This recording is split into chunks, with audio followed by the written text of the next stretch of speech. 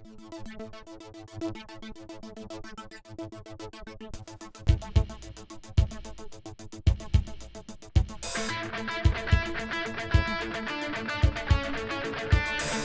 everybody, it's Ian here from Soulbait Ministries again.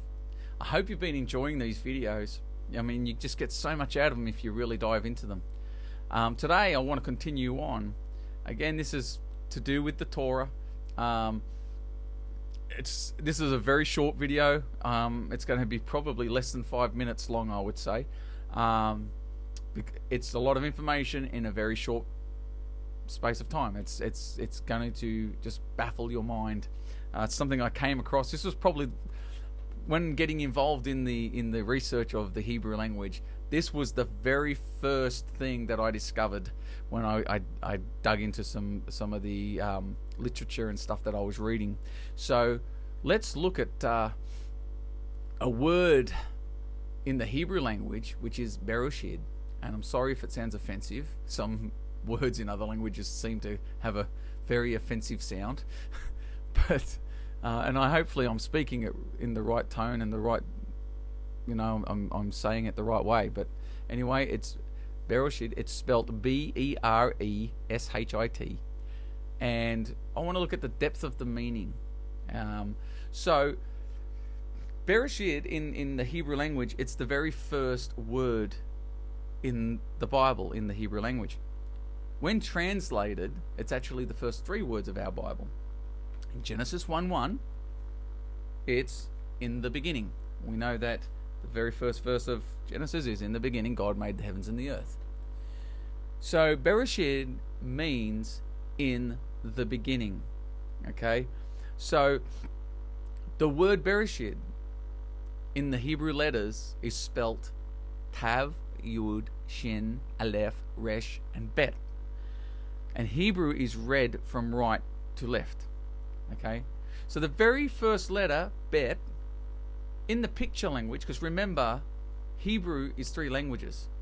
You have your modern day conventional language, spoken language today.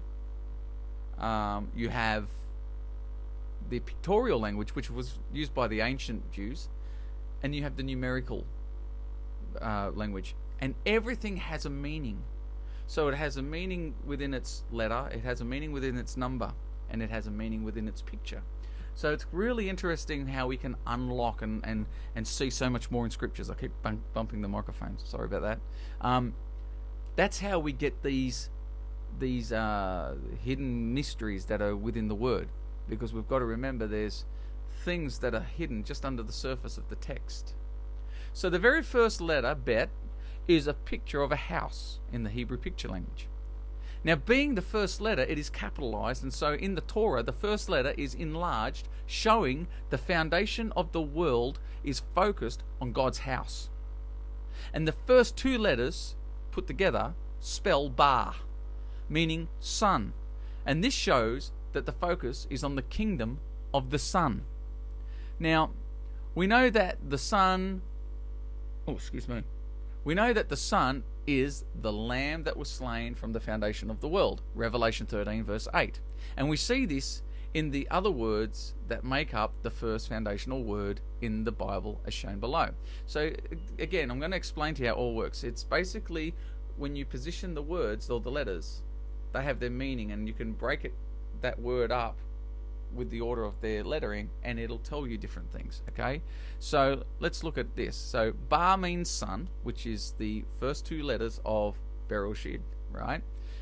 The Aleph is the first letter of the Hebrew alphabet and represents God. Sheet means thorns. Rosh means head. Brosh means tree.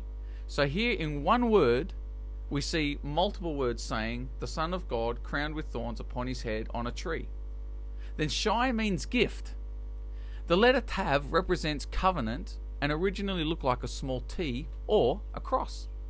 So here in sequence, we see in the first word Bereshit that the Son of God crowned with thorns upon his head on a tree is the gift of the covenant. This is a very apt description of the Lamb that was slain from the foundation of the Word indeed. How amazing that in the first 3 words of the Torah, it shows the hidden message of our Messiah, Yeshua, who would come to die for the sins of the world. Think about that. I mean, this book is written over thousands of years. Okay?